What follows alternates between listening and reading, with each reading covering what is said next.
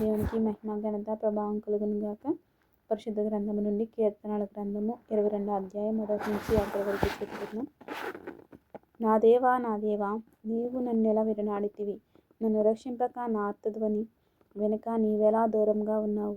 నా దేవా, పగలు నేను మొరపెట్టుచున్నాను, రాత్రివేళను నేను మౌనంగా ఉండలేదు. అయినను నీవు నాకు ఉత్తరమియ్యకున్నావు. నీవు ఇశ్రాయేలు చేయు స్తోత్రముల మీద ఆసీనుడవై ఉన్నావు.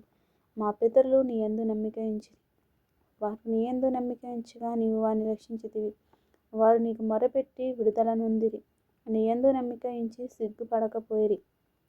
నేను నరుడను కాను, నేను పురుగును, నరుల చేత నిందింపబడిన వాడను, ప్రజల చేత తృణీకరింపబడిన వాడను. నన్ను చూచువారందరూ పెదవులు విరిచి తల ఆడించుచు నన్ను అపహాసించుచున్నారు.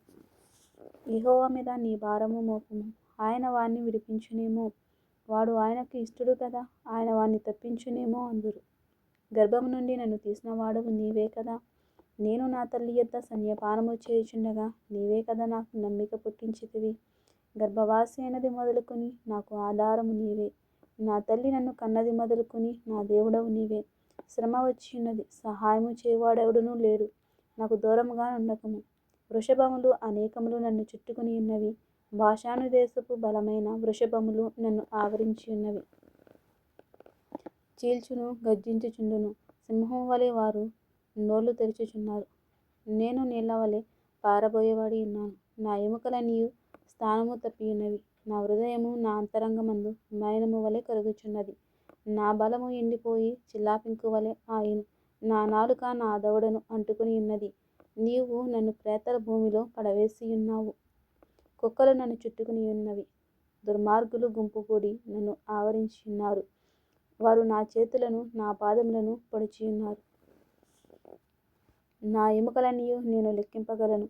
వారు నిదానించుచు నన్ను తేరి చూచుచున్నారు. నా వస్త్రములు వారు పంచుకొనుచున్నారు. నా అంగి కొరకు చీట్లు వేయుచున్నారు. యెహోవా, దూరముగా నుండకము. నా బలమా, త్వరపడి నాకు సహాయము చేయుము.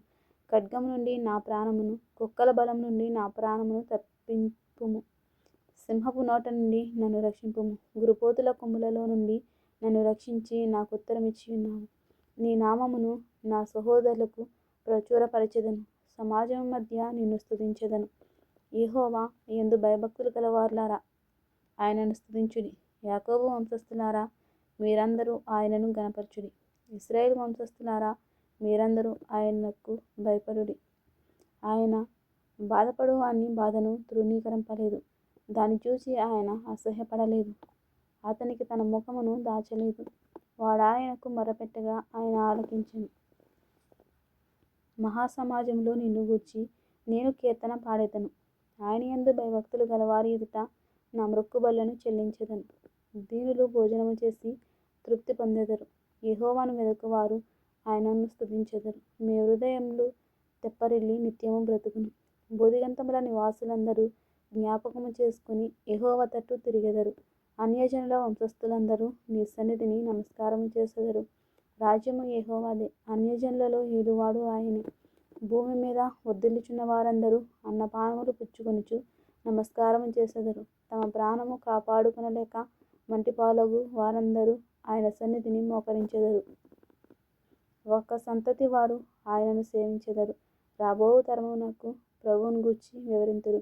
వారు వచ్చి ఆయన దీన్ని చేసెను, పుట్టబోవు ప్రజలకు తెలియజేతురు. ఆయన నీతిని వారికి ప్రచురపరుతురు. ఈ పరిశుద్ధ వాక్యం అందరి వినుటలో ఫలింపచేయును గాక. ఆమేన్.